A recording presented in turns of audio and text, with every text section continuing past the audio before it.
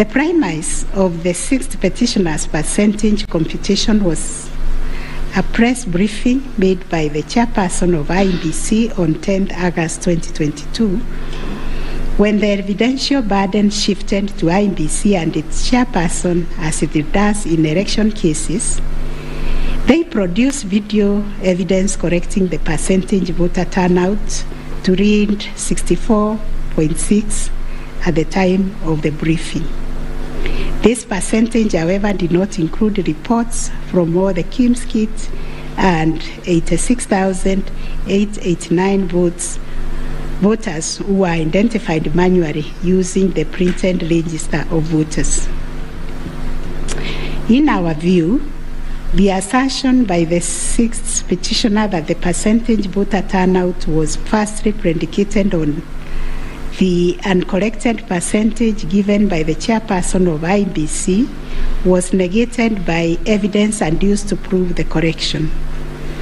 Secondly, the sixth petitioner based his percentage of voter turnout on the total number of registered voters, while the chairperson of IEBC made reference in the press briefing to the number of registered voters who were identified through the KIMS kits progressively.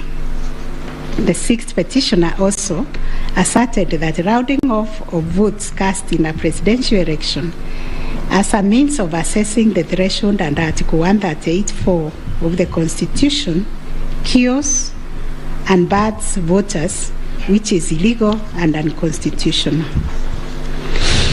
We have deliberated on this proposition and found that it is not mathematically sound and that the rounding off done by IEBC and the chairperson was correct. Consequently, we find that the petitioners did not provide a watertight case to warrant the setting aside of the results of the presidential election on the basis of not having met the threshold provided under Article 138(4)(a) of the Constitution.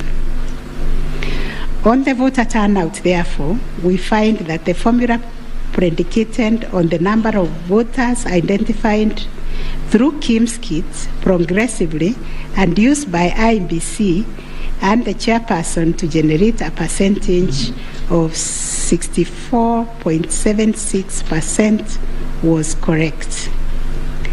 Having settled the issue of voter turnout, we must ask ourselves whether in the making of the declaration, the chairperson of IEBC applied the formula in Article 138(4) of the Constitution, which is total votes cast less rejected votes divide by 2 must always give 50% plus 1 vote.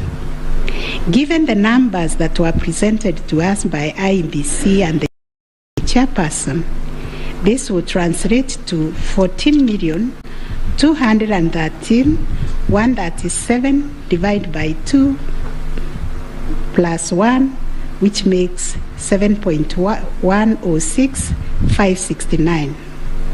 The question that must inevitably follow is whether this formula, when applied, will confirm that 7,106,569 votes is less than 7.176,141, which represents the number of votes received by the first respondent. We find that it is, as such, on the basis of the foregoing formula and from the numbers provided by IEBC and the chairperson and the declaration by the chairperson of the president-elect on 15th August 2022, it is our finding that the declared president-elect attained 50% plus 1 of all the votes cast in accordance with Article 138(4) of the Constitution. Issue number 8, on whether there were irregularities and illegalities of such magnitude as to affect the final result of the presidential election. Although the petitioners have provided numerous averments pointing to possible irregularities and illegalities marked by failure of technology arranged voter suppression, printing and utilization of Book 2 of 2, EO preparation by the IEBC and its chairperson, commission indiscretions, transposition anomalies, agent absence, and many others, we are of the view that the pointed irregularities and irregularities were not of such magnitude as to affect the final result of the presidential election. We will delve deeper into the details of this issue in our recent judgments. Last issue, what reliefs and orders can the court grant? Under Article 163(3) of the Constitution, it is provided that the Supreme Court will have A. Exclusive original jurisdiction to hear and determine disputes relating to the election of the office of the President arising under Article 140. And Article 140 provides, I quote, a person may file a petition in the Supreme Court to challenge the election of the President-elect within 7 days after the date of the declaration of the results of the presidential election. 2, within 14 days after the filing of a petition under Clause 1, the Supreme Court shall hear and determine the petition, and its decision shall be final. If the Supreme Court determines the election of the President-elect to be invalid, a fresh election shall be held within 60 days after the determination. In exercising its jurisdiction pursuant to these provisions, the court sits as an election court with a mandate to determine the validity or otherwise of the election of the President-elect. It is clear to us that the jurisdiction of the court is quite circumscribed in terms of the orders or reliefs it can grant following the hearing and determination of the election petition under Article 140 of the Constitution. In the event the court determines that the election of the President-elect is invalid, it must make an order nullifying the election. Consequently, it has also to make an order directing IEBC to hold a fresh election within 60 days after the determination. Should the court determine that the election of the President-elect is valid, it shall issue a declaration to that effect.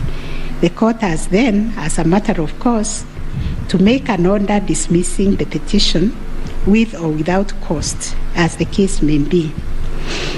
In the strict sense, therefore, these are the only orders that the court may make under the Constitution. The court cannot assume jurisdiction that goes beyond the purview of Articles 163(3) and 140 of the Constitution. However, nothing stops the court from issuing orders or reliefs by way of recommendations. Indeed, since 2013, this court has issued many recommendations arising from the determination of the 3 petitions challenging the election of the President-elect. The recommendations are meant to improve our electoral landscape and hence aid in the development of our democracy. In this regard, this court has been greatly aided by the contributions also of the amici curiae, and the court places a heavy premium on those briefs that were filed and those which were admitted.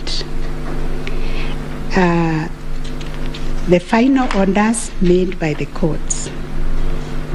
This is a unanimous decision of the court, and we make the following orders. 1, the presidential election petition number E005 of 2022 as consolidated with the presidential election petition numbers E001, 2, 3, 4, 7, and 8 of 2022 are hereby dismissed. As a consequence, we declare the election of the first respondent as President-elect to be valid under Article 143 of the Constitution. This being a matter cutting across the public interest, we order that each party do bear their own costs. It is so ordered. And finally, the court has asked me to also acknowledge, although we'll do it in the long draft, the enormous contribution made by council in these proceedings, and also the orderly way the council, all the advocates and parties conducted themselves. They remained seated throughout the proceedings. That is the judgment of the court, a unanimous one. We shall issue a media summary to help the media summarize the case. I think that is all. Thank you very much for coming.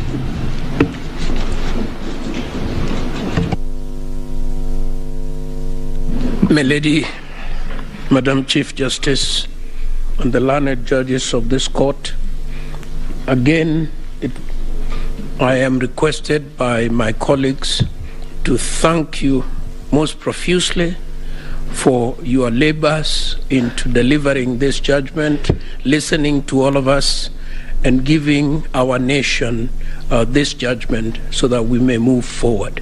Thank you, and God bless you. May it please the court, it is not true that I asked the Attorney General Emeritus to talk on our behalf. Next time you should talk to me. Let me similarly.